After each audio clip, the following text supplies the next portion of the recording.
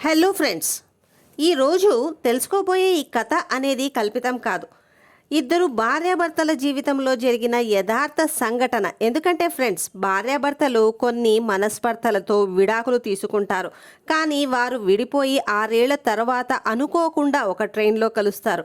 ఆ తర్వాత వారి జీవితంలో మళ్ళీ ఏం జరిగిందో తెలిస్తే ఖచ్చితంగా మీ కళ్ళల్లో కూడా కన్నీళ్ళు ఆగవు. కాబట్టి ఫ్రెండ్స్, చాలా హార్ట్ టచింగ్గా ఉండే ఈ ఎమోషనల్ స్టోరీని ప్రతి ఒక్కరూ కూడా, ముఖ్యంగా భార్యాభర్తలు కానీ అమ్మాయిలు అబ్బాయిలు కానీ తప్పకుండా చూడండి. అయితే ఫ్రెండ్స్, వీడియోని పూర్తిగా చూసే ముందు ఒక చిన్న రిక్వెస్ట్: వీడియోని లైక్ చేయండి చాలు. అలాగే మీ ఫ్రెండ్స్ అండ్ ఫ్యామిలీకి షేర్ చేయడమే కాకుండా మన ఛానల్ని ఫస్ట్ టైం చూస్తుంటే సబ్స్క్రైబ్ చేసుకోండి.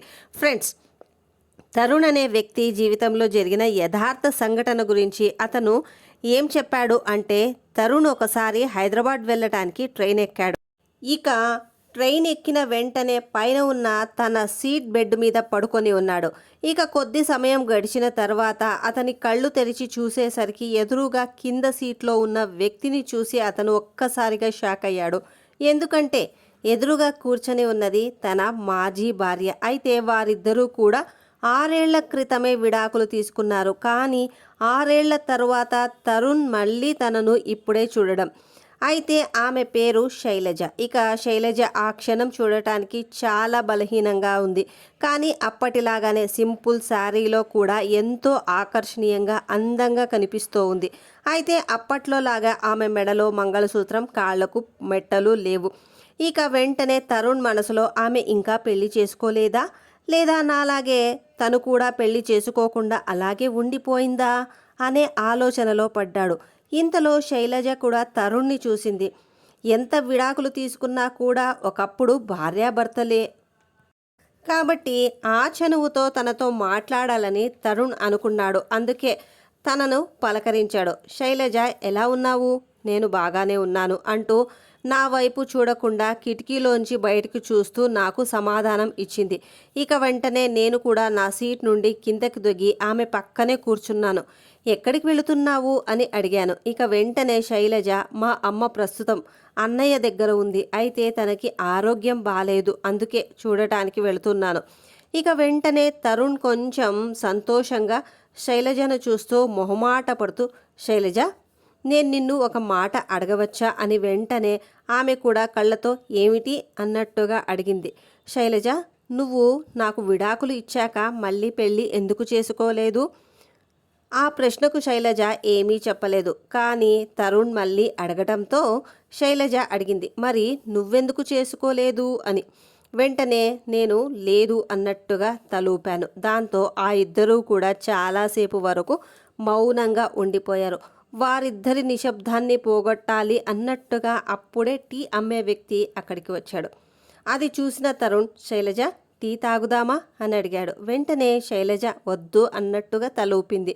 వెంటనే నేను, సరే, నీకు కాఫీ అంటే చాలా ఇష్టం కదా, కనీసం కాఫీ అయినా తాగు అని చెప్పాడు.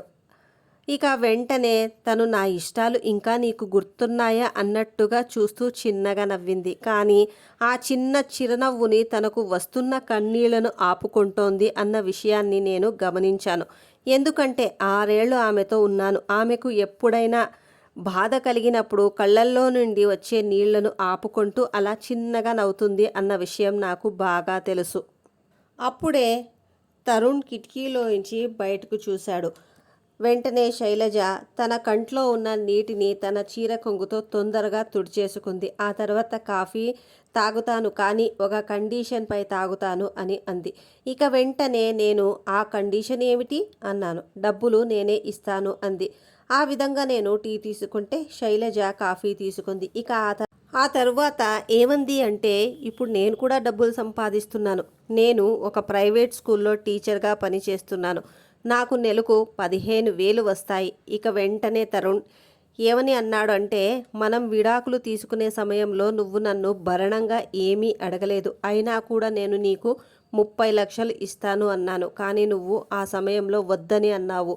నువ్వు కనుక అప్పుడే ఆ డబ్బులు తీసుకుని ఉంటే నువ్వు ఇప్పుడు పనిచేస్తున్నట్టుగా ఏదో ఒక ప్రైవేట్ స్కూల్లో టీచర్గా పనిచేయాల్సిన అవసరం లేకుండా నువ్వే ఒక చిన్న స్కూల్ని పెట్టుకునేదానివి కదా అని నేను అన్నాను. ఇక వెంటనే తను నువ్వు ఇచ్చిన డబ్బులతో స్కూల్ అయితే పెట్టుకోవచ్చు, కానీ నిన్నే వద్దనుకున్నాక నువ్వు ఇచ్చే డబ్బులతో నేను నా జీవితాన్ని ఏ విధంగా కొనసాగించను? ఒకవేళ అలా వచ్చినా కూడా నా అంతరాత్మకు ఏమని సమాధానం చెప్పుకోగలను? వద్దన్న మనిషి యొక్క డబ్బులతోనే నేను ఇప్పుడు నా జీవితాన్ని గడుపుతున్నాను అని నా మనసు నన్ను వేధిస్తుంది కదా. ఇక వెంటనే తరుణ్, శైలజ, నువ్వు నిజంగా చాలా మంచిదానివి, కపటం లేని మనిషివి. మనిద్దరం కలిసి ఉన్నప్పుడు నువ్వు నన్ను ఎంతో బాగా చూసుకున్నా. ఆ విషయం నీ నుంచి డివోర్స్ తీసుకున్నాకే నాకు అర్థమయ్యింది. నిజంగా ఇప్పుడు చెబితే నమ్మవు, కానీ నేను ఇప్పుడు తాగడం కూడా మానేశాను. నేను చాలా మారిపోయాను శైలజ. ఊరికనే కోపం కూడా మానేశాను. ఇప్పుడు నేను ఎవరిని చిన్న చూపు చూడట్లేదు. ఇలా నాలో ఉన్న అవలక్షణాలన్నింటినీ కూడా తొలగించుకున్నాను. ఇక తరుణ్ మాట్లాడిన మాటలు విని శైలజ అతని వైపు విచారకంగా చూస్తూ, ఇప్పుడు మారితే ఏం లాభం? ఒకప్పుడు నీలో ఏ లక్షణాలైతే ఉండకూడదు వాటన్నిటినీ వదిలిపెట్టు అన్నాను. ఒకప్పుడు నేను నీకు ఎంతో చెప్పి చూశాను, కానీ నువ్వు నా మాట వినలేదు. నీ ప్రవర్తన వలన ఎప్పుడూ కూడా నేను ఎంతో బాధపడేదాన్ని. ఆ కారణం వల్లే నాకు స్ట్రెస్ ఎక్కువయ్యింది. ప్రెగ్నెన్సీ సమయంలో నీ కోపం కారణంగానే నేను టెన్షన్కి గురయ్యి 2 సార్లు అబార్షన్ కూడా అయ్యింది. ఆ సమయంలో అలా జరగకుండా ఉంటే ఇప్పుడు మనకు 2 పిల్లలు ఉండేవారు కదా. ఇక పిల్లల మాట వినగానే తరుణ్కి కూడా చాలా బాధగా అనిపించింది. అతనికి కూడా కళ్ళల్లో నీరు తిరిగాయి, కానీ వాటిని బయటికి రానివ్వట్లేదు. ఇక వెంటనే తరుణ్ కూడా, అవును శైలజ, నువ్వు చెప్పింది నిజమే. అప్పుడప్పుడు నాకు కూడా అనిపిస్తూ ఉంటుంది, నిజంగా నేను ఎంత చెడ్డవాడినో అని. బంధాల పట్ల నా బాధ్యత లేకుండా ఎంత నిర్లక్ష్యంగా ఎలా ఉన్నానో అని. మనిద్దరం కలిసి ఉన్న సమయంలో నీ విలువ నాకు తెలియలేదు. నిన్ను చాలా నిర్లక్ష్యం చేశాను. అందుకే ఇప్పుడు నిజంగా అనుభవిస్తున్నాను. అందరికీ దూరమై ఏకాకిలా ఒంటరి వాడినయ్యాను. ఇప్పుడు అమ్మ తోడు కూడా నాకు లేదు. ఈసారి తన కళ్ళల్లో నుండి వస్తున్న నీటిని తరుణ్ ఆపుకోలేకపోయాడు. ఇక ఆ మాట విన్న వెంటనే శైలజ కంగారుగా అడిగింది, నేను వచ్చేటప్పుడు అత్తయ్యకు ఆరోగ్యం బాగానే ఉంది కదా, ఇప్పుడు ఏమి జరిగింది, ఆమెకేమైంది అని కంగారుగా అడిగింది. ఇక వెంటనే తరుణ్, మనిద్దరం విడిపోయినప్పటి నుంచి రోజు నిన్నే గుర్తు చేసుకుంటూ ఉండేది. నాతో ఎప్పుడూ చెబుతూ ఉండేది, వెళ్ళి కోడలిని తీసుకురా బాబు అని. కానీ నేను ఆమెకు ఏమని చెప్పగలను? విడాకులు జరిగిపోయిన తర్వాత కోడలు అత్తగారింటికి రావడం జరగదు అని. ఇక అలా వాళ్ళిద్దరూ కాసేపు మౌనంగా ఉండిపోయారు. అంతలోనే వాళ్ళు దిగే స్టేషన్ కూడా రాబోతోంది. ఇక వెంటనే తరుణ్ ఇలా అడిగాడు, శైలజ, నువ్వు రిటర్న్ ఎప్పుడొస్తున్నావని. వెంటనే శైలజ, ఈరోజు నేను ఇక్కడే ఉంటాను. అమ్మ దగ్గర ఉండి రేపు ఉదయం రిటర్న్ అవుతాను అంది. ఎన్ని గంటలకి, ఏ ట్రైన్కి అని వెంటనే అడిగాడు. కాకపోతే శైలజ, మేము చాలా పేదవాళ్ళమండి. మేము మీలాగా రిజర్వేషన్ చేయించుకునేంత ధనవంతులం కాదు. మా దగ్గర అంత ఆర్థిక స్తోమత కూడా లేదు. అందుకే ఉదయమే ఇక్కడికి వచ్చి ఏ ట్రైన్ దొరికితే ఆ ట్రైన్లోనే ఎక్కి హైదరాబాద్కు వెళతాను అంది. ఇక ఆ తరువాత వచ్చిన విజయవాడ స్టేషన్లో శైలజ ట్రైన్ దిగింది. ఇక వెంటనే తరుణ్ కూడా ట్రైన్ దిగి ఆమె వెనకే వెళుతున్నాడు. వెంటనే తరుణ్ ఆమెను ఒక్క క్షణం ఆపి, శైలజ, రేపు ఉదయం నేను రిజర్వేషన్ టికెట్స్ తీసుకుంటాను. కానీ నాకు తెలుసు నువ్వు నాతో పాటు ట్రావెల్ చేయడానికి ఇష్టపడవు అని. కానీ నీకు నిజం చెప్పనా, నాకు నీతో పాటు ట్రావెల్ చేయడం అంటే చాలా ఇష్టం. కాబట్టి చెప్పు, ఏ టైంకి రేపు నువ్వు ఇక్కడికి వస్తావు? ఇంకా వారిద్దరూ అప్పటికే స్టేషన్ బయటికి కూడా వచ్చేశారు.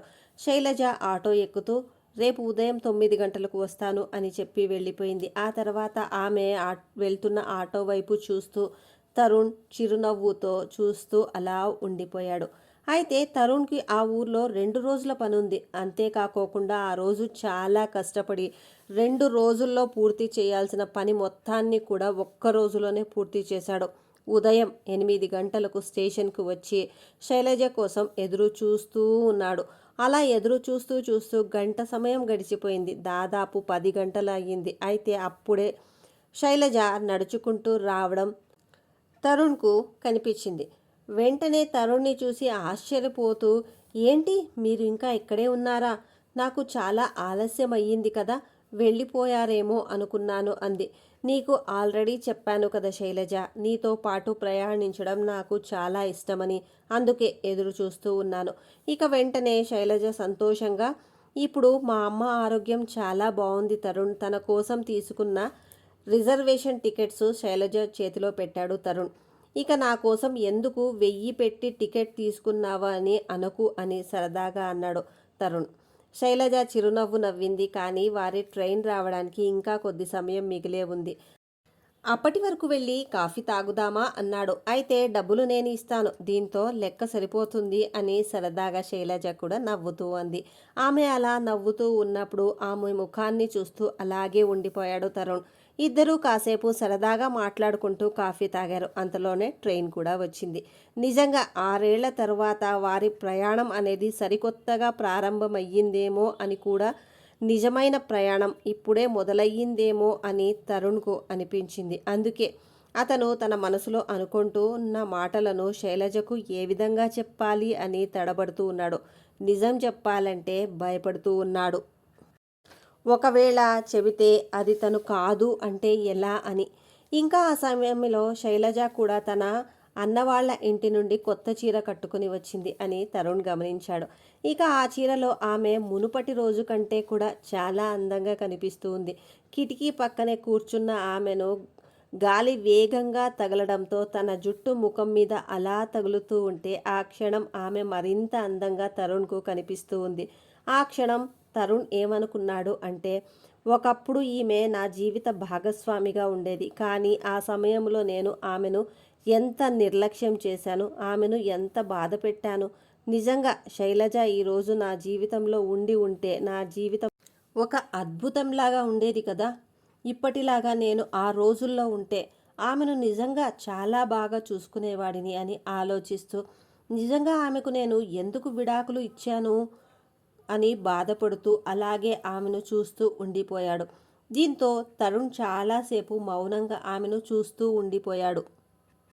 ఇక వెంటనే శైలజ తరుణ్ని చూస్తూ, మనం ఇప్పుడు భార్యాభర్తలం కాకపోయినా కనీసం ఫ్రెండ్స్ లాగా అయినా మాట్లాడుకోవచ్చు కదా, మీరెందుకు ఇలా సైలెంట్గా ఉన్నారు అని శైలజ అడిగింది. ఇక వెంటనే తరుణ్, శైలజ నాకు నీతో ఫ్రెండ్షిప్ వద్దు అన్నాడు. అందుకు శైలజ షాక్ అయ్యి తేరుకొని, మరి నాతో మీకు ప్రయాణం చేయడం ఇష్టమని ఎందుకు అన్నారు అనింది. వెంటనే తరుణ్, నాకు నీ స్నేహము కాదు, నువ్వు కావాలి. నీతో జన్మ జన్మల బంధం కావాలి. నా భార్యగా నువ్వే కావాలి. నాతో పాటు సంతోషంలో పాలు పంచుకోవడానికి, నీ దుఃఖంలో నేను తోడుండడానికి అలా చెప్తున్న తరుణ్ను చూస్తూ శైలజ అలాగే ఉండిపోయింది. ఇక వెంటనే తరుణ్, శైలజ నిజంగా నేను తప్పు చేశాను, తప్పంతా కూడా నాదే. నిన్ను నేను ఆ రోజుల్లో సరిగ్గా చూసుకోలేకపోయాను. కానీ నువ్వు వెళ్ళిపోయాకే నా తప్పేమిటో నాకు అర్థమయ్యింది. నేను చేసిన తప్పులన్నింటికీ కూడా నేను నిన్ను మనస్ఫూర్తిగా క్షమాపణ కోరుకుంటున్నాను. దయచేసి నన్ను క్షమించు ప్లీజ్ అంటూ ఎంతో బాధగా ఆమె వైపు చూస్తూ ఉన్నాడు. ఇక శైలజ కూడా కాసేపు నిశ్శబ్దంగా తరుణ్ను చూస్తూ అలాగే ఉండిపోయింది. ఇక ఆ తరువాత తరుణ్ ఆమె 2 చేతులు పట్టుకుని, శైలజ దయచేసి నన్ను క్షమించు. నేను ఒట్టు వేసి చెబుతున్నాను, ఇంకెప్పుడు నీ దుఃఖానికి కారణం నేను కాను. ఇక వెంటనే తరుణ్ బాధ చూసిన శైలజ, మీరు మరీ ఇంతలాగా నన్ను క్షమించమని అడగకండి. ఎందుకంటే ఆ రోజుల్లో తెలిసి తెలియక నేను కూడా కొన్ని తప్పులు చేశాను. తప్పులన్నీ మీవే కాకపోవచ్చు, నావి కూడా ఉండవచ్చు కదా. ఆ రోజుల్లో నేను చేసిన ఆ కొన్ని తప్పులకి నన్ను మీరు కూడా క్షమించండి. ఎప్పుడైతే మీరు నాతో మాట్లాడారో ఆ క్షణమే నా మనసు నాకు చెబుతూ ఉంది, ఈరోజు మీరు ఈ విధంగా ఏదో ఒకటి నాతో మాట్లాడతారు అని, లేదా మీరు ఈ విధంగా నాతో మాట్లాడితే బాగుండు అని నేను కూడా బలంగా అనుకున్నానేమో తెలీదు. కానీ ఇక మీదట మీరు లేకుండా ఒంటరిగా జీవించడం నా వల్ల కూడా కాదు.